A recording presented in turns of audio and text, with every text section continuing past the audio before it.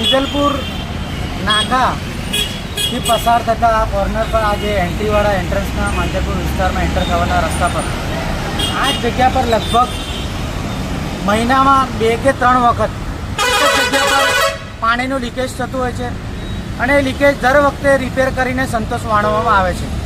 એટલે મહિનામાં 2 વખત એટલે વર્ષમાં લગભગ 1 ડઝનથી પણ વધારે કે 2 ડઝનની આસપાસ આ લીકેજ અહીં થતું હશે. તો મારું આ વહીવટી તંત્રને અને વહીવટી તંત્રના એન્જિનિયરોને કહેવું છે કે આ તમારી નિષ્ફળતા છે અને તમારી નિષ્ફળતા છતી દેખાય છે. કારણ કે તમે લોકો દરેક વખતે વહીવટી તંત્રના એન્જિનિયરો અહીંયા આવીને ખાલી જે લીકેજ જે જગ્યા પર થાય છે એ જ લીકેજ રિપેર કરીને સંતોષ માણે છે.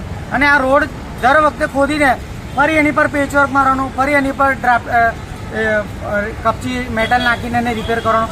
એટલે કે કોર્પોરેશનના મશીનરીનો તો દુરુપયોગ થાય છે જ, સાથે સાથે લોકોની ટ્રાફિકની સમસ્યાનો ઘડે એ થાય છે. લોકોના વેરાના પૈસાનું પણ અહીંયા વેડફાટ થઈ રહ્યો છે અને તમારા લોકોની વહીવટી નિષ્કાળજી કારણે તમારા સ્કીલનો ઉપયોગ અહીં નથી થઈ રહ્યો. એના કારણે જ આ વસ્તુ અવારનવાર થાય છે. આ લીકેજ એક જ જગ્યા પર કેમ થાય છે એ મારો પ્રશ્ન છે. અને આ લીકેજ કેમ થાય છે એની માટે તમે એનું કારણ શોધો અને એનું કારણ એને કાયમી નિકાલ લાવો. પણ કાયમી નિકાલ ન લાવવાના નથી લાવતા અને ખાલી લીકેજ રિપેર કરીને તમે સંતોષ માનો છો.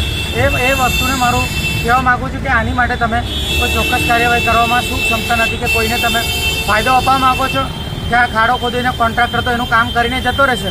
પણ તમારી વહીવટી સ્કિલ અને તમારી એન્જિનિયરની જે આવડત છે એ અહીંયા છતી દેખાય છે અને તમારી નિષ્ફળતા અહીંયા દેખાઈ રહી છે.